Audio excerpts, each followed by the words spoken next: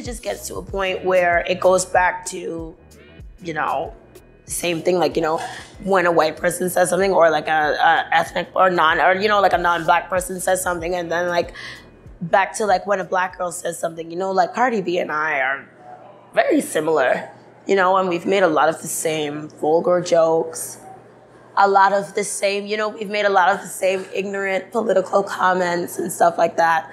But what I've noticed has happened is, you know, if I misspeak, then all of a sudden my rap is invalid, you know, but like if she misspeaks, it's kind of like chalked up to her being like, I guess like a dumb bitch or whatever, you know what I mean? And it's just, and they're just like, oh no, that's just New York, that's just the Bronx, that's this, that. And again, it's not to be like, oh, well, why does she this? Why does she have that? Why does this, da, da, da? It's really just more so about like how threatened these music industry folk are by actual people with actual talent, you know?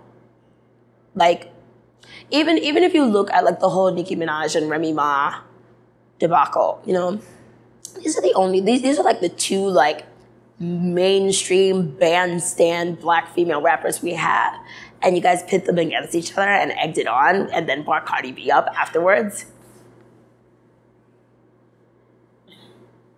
Come on, Negroes. Come on, Negroes. Come on, you know? And it's just like, I don't know, for that to have happened was kind of like stupid. I think if anything, like men in hip hop should have been coercing them to work together, you know, because it looked bad. It looked really bad, you know, like it just looked bad.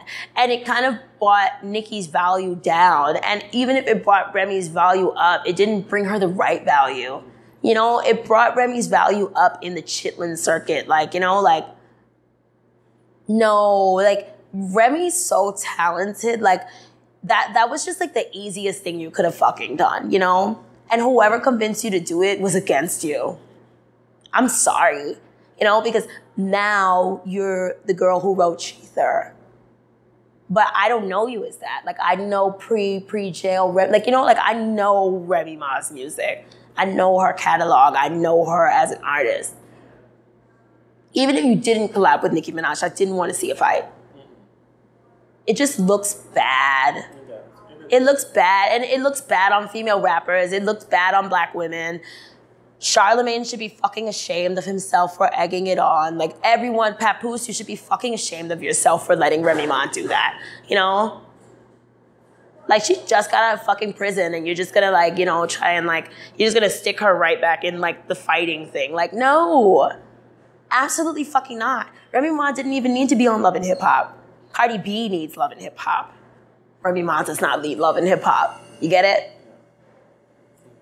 And it's almost as if, like, there was, like, a greater strategy to, like, do this and then try and, like, pop Cardi B up in there, you know? Don't get me wrong, I'm very entertained by Cardi B. And I really like Bodak Yellow. That's a really good song. But you are not that girl. It's just the truth.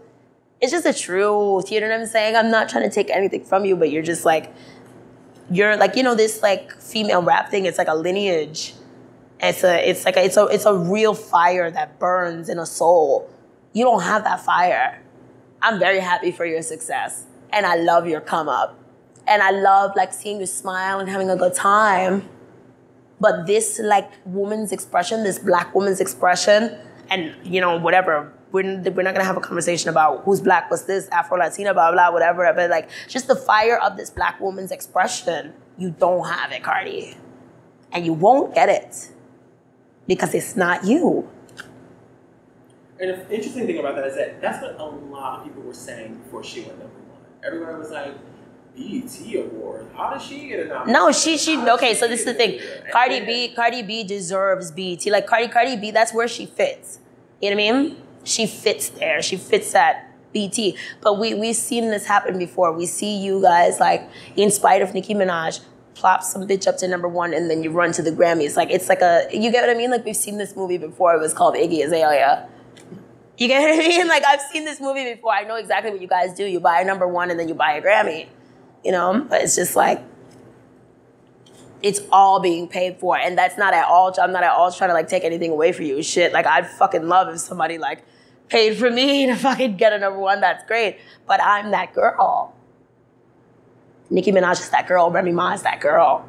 Cardi B is not that girl. Azealia is not that girl.